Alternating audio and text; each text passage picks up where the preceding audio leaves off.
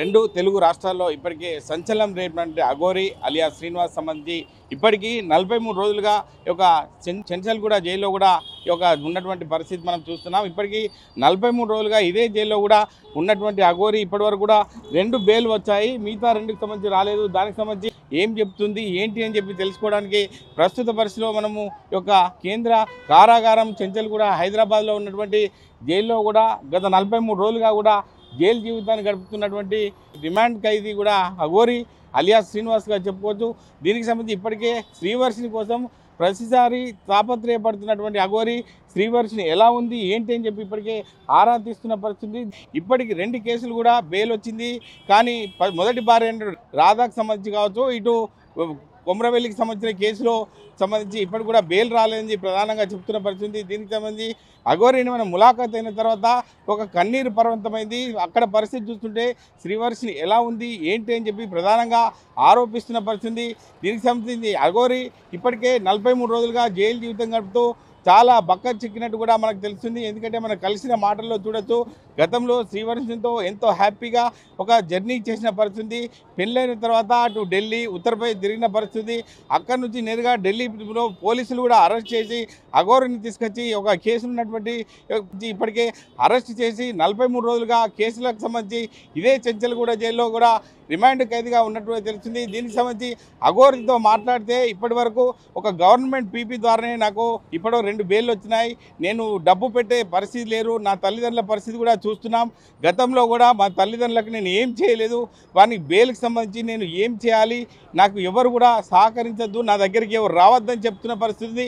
అంటే ఇప్పటికీ చూస్తుంటే అఘోరి పరిస్థితి, నాకు ఒక సనాతన ధర్మం కోసం నేను పాటుపడతా, నా శివయ్యను నా కాళీమాతను నమ్ముకున్నా, నాకు ఎప్పుడు బెయిల్ వస్తే అప్పుడు వెళ్ళడానికి సిద్ధంగా ఉన్నది తప్ప నాకు బెయిల్ కోసం తిరగాల్సిన పని లేదు, నా తల్లిదండ్రులను ఇబ్బంది పెట్టాల్సిన పని లేదని చెప్పి ప్రధానంగా చెప్తున్న పరిస్థితి. అంటే ఇక్కడ చూస్తుంటే ఎప్పుడు చూసినా కూడా అఘోరితో మాట్లాడిన సందర్భాలను బట్టి చూస్తుంటే శ్రీవర్షిని ఎలా ఉందని చెప్పి ప్రధానంగా ప్రతిసారి కూడా ఎక్కడ కనిపించినా ఎలా ఉంది తెలుసుకోమని చెప్పి చెప్తున్నారు తప్ప అఘోరి పరిస్థితి చూస్తుంటే చాలా అంతర్గతంగా శోభకు గురైందని కూడా చెప్పుకోవచ్చు. అంటే ఇక్కడ చూస్తుంటే అఘోరి ఇప్పటికి 43 రోజులుగా ఉన్నటువంటి కేసుల్లో 2 బెయిల్ వచ్చాయి.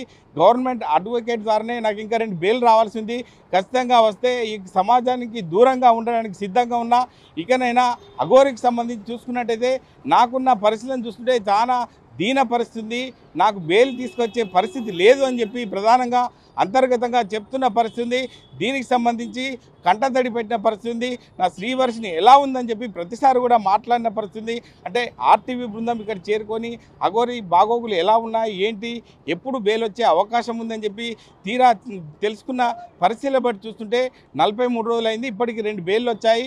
ఇంకా 2 బెయిల్ రావాల్సి ఉంది. అంటే కొమరవెల్లిలో ఫోన్ పగలబెట్టిన కేసు కావచ్చు, మోకిలాలకు సంబంధించి కావచ్చు, అంటే అదేవిధంగా వెమ్లవాడ దర్గా కూల్చేసిన విషయంలో ఆర్ట్ కామెంట్ చేసిన పరిస్థితి కావచ్చు, దీనికి సంబంధించి అంతర్గతంగా ఒక క్షోభకు గురవుతున్న పరిస్థితి. ఖచ్చితంగా రాబోయే రోజుల్లో నేను ఎవరికి కూడా ఈ సమాజానికి దూరంగా ఉంటూ నా జీవితంతో ముందుకెళ్తాను తప్ప సనాతన ధర్మం కోసం పాటుపడతా, నా శివయ్య కావచ్చు కాళీమాత వాళ్ళకి అండదండలతోనే ముందుకెళ్తాను తప్ప ఇటువంటి అపోహలు నమ్మను, ఎవరిని కూడా ఇక్కడి నుంచి నమ్మనని చెప్పి ప్రధానంగా చెప్తున్న పరిస్థితి.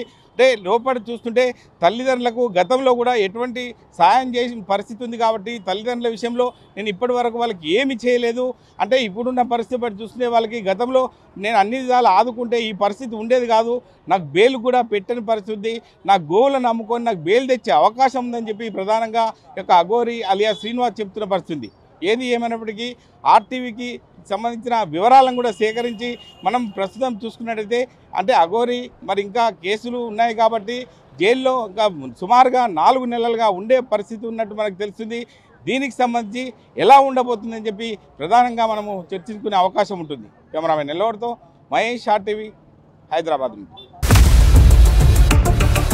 ఇండియా పాకిస్తాన్ తాజా అప్డేట్స్ కోసం డౌన్లోడ్ చేసుకోండి ఆర్టీవీ లైవ్ యాప్.